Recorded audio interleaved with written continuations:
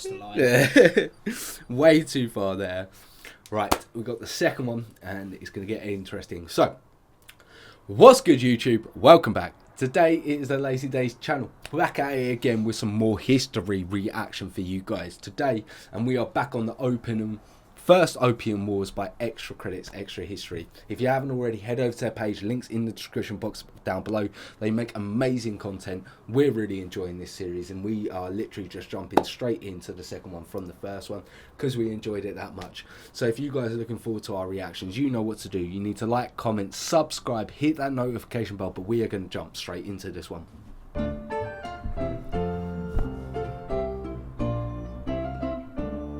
Last we left off, the treasury of the British Empire was flowing into China, and the Honorable East India Company was still reeling under the staggering debt it owed the government for underwriting its military conquests in India. Something needed to be done. They needed to find some tradable good, something other than silver, that the Chinese wanted to import to offset the massive costs of the Victorian need for tea. And the answer they found was opium. By the early 1800s, tea sales in England were unimaginably high. Given the quantity they were importing, the average English household spent about 5% of its income just on tea. The government itself was basically propped up by the tea trade. Because the government had lent the Honorable East India Company so much money to conquer parts of India, and because a huge portion of the East India Company's revenue came from transporting tea from China, the country was even more dependent on the tea trade, as that revenue was being used not only to repay the debt the company had incurred, but to pay interest on it. But even as the tea craze was consuming England, the Honorable East India Company was also coming to the realization that their conquests in India weren't realizing the returns they'd hoped. Their plans to grow cotton in India had gone awry, as cotton production in the Americas, and especially in Egypt, were on the rise. But it turns out that something else grew really well on all that land that they'd planned to use for cotton: poppies. So the East India Company found its solution. They would grow poppies in India, convert them into opium, sell that at a profit in China, use the profit to buy tea, and then sell that at a profit back in Britain. There were only a few problems with this plan. Besides the fact that it meant pushing drugs on an unheard-of scale, there was also the issue that opium was technically illegal in China, and the Honorable... I mean, drugs makes money. It does make money. The British Empire being the first mafia out there. Yeah. East India Company, being of course the Honorable East India Company, would never do something illegal. Okay, they would, but they didn't want to risk getting kicked out of China or cut off from its tea. So they set up a market in Calcutta, basically the part of India closest to China that they controlled. And they said, anybody who wants to buy opium, we're selling it right here. No idea what you might want to do with it, but hey, that's not our business. Who wants some opium? Come on. And then they would let the smugglers handle it from there.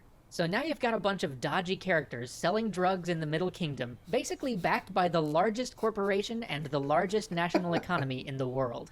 And as Indian opium turned out to be even stronger than the domestically grown stuff, everybody wanted it. So opium sales skyrocketed, and by 1835 they were moving roughly 3,064,000 pounds of opium per year into China. I mean, that's a lot now, but when you think back then, money, that's a lot. That's some happy people. They were flooding a whole country full of drugs as well. Like, they were getting a whole country hooked on the worst drug, opium, the most addictive thing out there. And that number was only going to get bigger, because in 1833, the British government decided to finally do away with the Honorable East India Company's monopoly on the opium trade. Now everybody wanted a piece of the action, and opium started flowing into China completely unregulated, increasing supply, driving prices down, and making the substance even more accessible. By 1839, nearly 5,639,000 pounds of opium would be pouring into China every year. But I'm getting ahead of my... Yearly. 5 million yearly. That's crazy. Yeah. myself, because it's not like the Chinese were just sitting around letting this happen. As piles of money which the government desperately needed flowed out of the country, the emperor appointed an official named Lin Zexu to address the disastrous effects of opium on the country.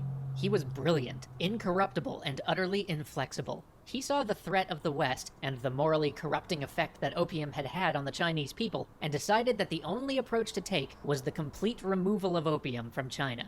By March of 1839, he had reached Canton.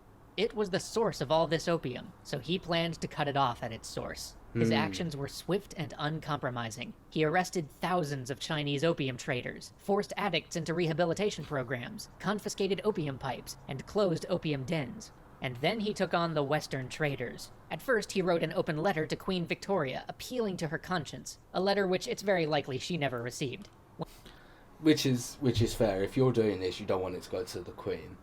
But he's been swift for what he's doing. Do you not think? Like, you got to stop it.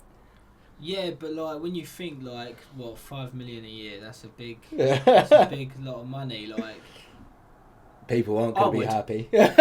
Oh yeah. I'm not. I would do the same thing. I'd do Yeah. the same thing if I could get away with it. But yeah, no, It's He questionable. got no reply. He demanded that the foreigners surrender their stores of opium. The foreign merchants stalled and prevaricated, giving up small amounts of their opium stock, but nowhere near what Lin Zexu had demanded. So he marshaled the troops and put the foreign warehouses to siege. The merchants holed up for a month and a half, but in the end they gave in, and were forced to surrender 21,000 chests of opium. For the next 23 days, Zexu burned the opium with lye. This was a king's ransom in opium. The amount of money this destruction big represented is staggering. It was roughly 1/6. what? Just wasting yeah, it. just get rid- wasting it. Like It wasn't wasted. he could just cut it off there and be like, you know what, have the time of your lives. Yeah. And then after that, no more. I mean, I definitely think people got high when he was burning it. Oh yeah.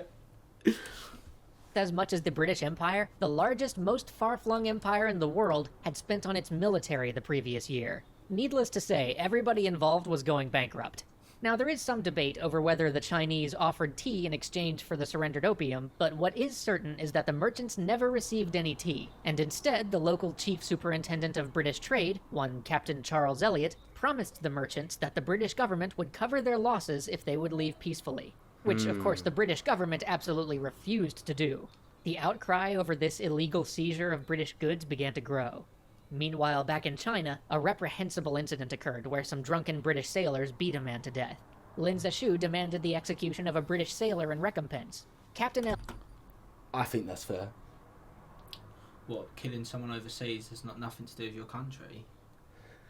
Yeah, exactly. So you should be put up for murder and be put through to... Yeah, no, one sec. We need to discuss this. If you commit a crime in another country, then you should not believe that your country can come bail you out. Yeah. No, Yeah. I think if you commit a crime in another country, like say for instance you went to whatever country. Yeah, commit a China. crime, Let's say China. You went to China. You I killed murdered someone there. You have a right to be trialed here. No, I have a right to be trialed in that country. I'm not in my country to get my human rights and the rights of my country. I'm in another country. I'm following their rules. I'm not a British citizen. I'm a British citizen, but I'm not in Britain. So therefore, the British morals that we have and the luxuries that I have in this country would not follow me. Okay, but what about stuff like America with the death penalty? Do you think if you went over and they wanted to sentence you to death, but you're not American, so Yeah. does that? Yeah, I committed a crime in America. I committed a crime and I've killed an American. I haven't killed a British person. I've killed an American and I've committed it in that country. No, I think you should be tried for the country you belong to. No, that's not the case. You're not committing the crime in that country. Like if that happened nowadays, that would cause outright. If say for instance a British citizen went to No, it wouldn't. America and they then said, right, we're trialing you No, it down wouldn't. on death row, there'd be an outrage. I guarantee There there'd be isn't. an outrage. It happens regularly. It happens regularly, and it's the same as let's say. So let me put it this way. So what you're saying is a terrorist, right, who lives in Iran can go to America, commit a terrorist attack, but has to go sent back to Iran to be tried. Yeah. But then he's going to get away scot-free because they're a loyalist to what he's doing in the terrorist organisation. But that's yeah, when you put it like that. But no, that's the logic Yeah. you need to use. Yeah. That's But the logic stuff you need like to use. this- No, not at all. Not at all. What you were two British sailors and two British citizens. The moment that you're now on holiday because you're not working for the forces anymore. whatever I do in that country, I should be reprimanded in that country. I've committed a crime in that country. All the evidence, all the witnesses, all the murder evidence, the murder equipment, whatever it is, all of that is in that country. Yeah, and I all think those that lawyers I need think to you should do be is. punished, but you should have the right to be tried by the law of your country. No, that's not at all. So the problem you have with that is what you're saying then is really what people should do is like there's a lot more benefits within the West. So people from the West should go to the East, commit a crime, and then that way they'll be trialed in the West. Yeah. But that's not fair. That's not true. You're committing a crime to the people of that nation. Yeah. Yeah, no, I see what you're saying, but Yeah. I still think people have a right to be tried in their own country. Not at all. Not at all. Because you shouldn't, like, if you want to be trialed in your own country, you should commit the crime in your own country. Yeah. If like that's the way it is. If you're going to another country, that's why people say when you go to another country, search up their laws, because that country have their laws for that reason. What about in that case as well? Let's say I go to a Middle Eastern country and I commit a crime which they have as a crime, but in the West isn't a crime. Well, then that just becomes confusing. Yeah, because in Then the West, that's technically, I shouldn't be prosecuted because I haven't broken any laws. But I was in another country following their laws and I broke their laws, so I need to be tried by their government because their laws are the ones that I've broken. Yeah, no, I still think you should stick to the rules. Yeah. But I just think you should be trialed in your own country. Not the case. Not the case. Obviously, there are certain situations that should be, but I think in this situation that you've killed a Chinese man, you should be trialed in China. And if that's the death penalty, then you've committed a crime, you've killed someone in there. It is what it is. Yeah. But I do understand the differences. I do understand where you're coming from. Yeah, I'm right. You're not. Hence why Andrew Tate's currently still in prison. Elliot, who actually disliked the opium trade. Also, that's the other thing. Why would countries have extradite laws? Now, so they have extradite laws for this reason. Yeah. Because what happens is, like, if you commit a crime in America and you go to the Middle East and they don't have extradite laws, they don't legally have to send you back to America to get trialed. No. You know, and that's why those laws are there as well. Yeah, no, because yeah, that I see reason. where you're coming from, yeah. Yeah. And was somewhat sympathetic to the Chinese situation, put out a reward for evidence of who had committed the murder, and gave money to the victim's family. He then had the criminals tried on his ship, inviting Lin Zashub or a representative to witness the proceedings, although none took him up on the invitation. He sentenced the men to hard labor back in England. Those boys got off lucky.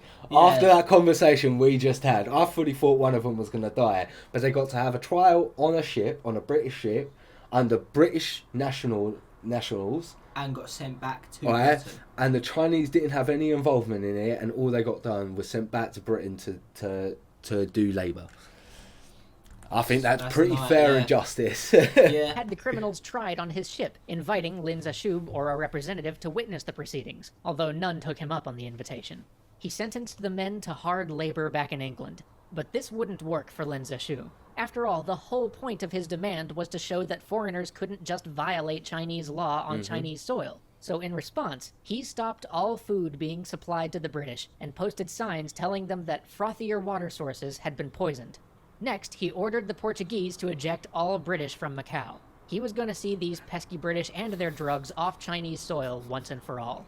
So the British retreated to a barren nothing island off the coast. A barren nothing island that will eventually be known as Hong Kong. Their food crisis was at a head, though. Captain Elliot sent a request for food sales to resume. The response was delayed, so he sent men ashore to buy food. But as they were heading back, these provisions were seized by Chinese officials. Soon, a firefight broke out between the blockading Chinese junks and the British ships. And thus began the First Opium War. And that confrontation there is what's going to lead us on to the actual war indeed. I am very much enjoying this. I'm enjoying the little conversations that we are having, and I hope you guys are enjoying our reaction to this as well. If you are, you know exactly what to do. You need to like, comment, subscribe, hit that notification bell, but we will catch you in the next video.